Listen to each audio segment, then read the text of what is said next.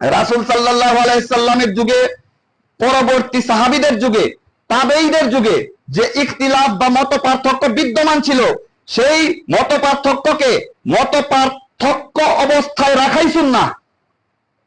সেই মত পার্থক্য অবস্থায় রাখাই সুন্নাহ, এবং সবাইকে একই আমলের উপর ঐক্যবদ্ধ করার চিন্তাগত একটি বিদআত।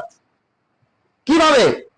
সেটি হচ্ছে এইভাবে, সাহাবীরা কেউ বলেনি যে আমি এইভাবে আমল করি, অন্য আমার বিপরীতে সহিহ হাদিস থাকলেও তুমি আমার মতো আমল করো। কোন সাহাবী তো এই কথা বলেননি, কোন তাবেঈ তো এই কথা বলেননি।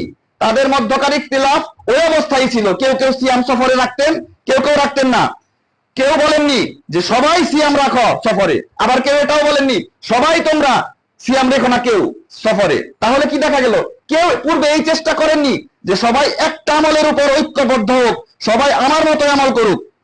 তাহলে দেখা যাচ্ছে সবাইকে এক আমলের উপর ঐক্যবদ্ধ করার যে চেষ্টা, সেই চেষ্টা একটি চিন্তাগত বিদআত।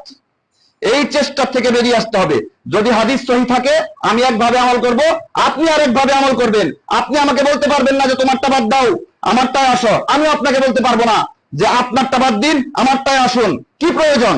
যা সাহাবীরা করেননি, রাসূল সাল্লাল্লাহু আলাইহি ওয়াসাল্লাম তো করেননি, পরবর্তী তাবেঈরাও করেননি।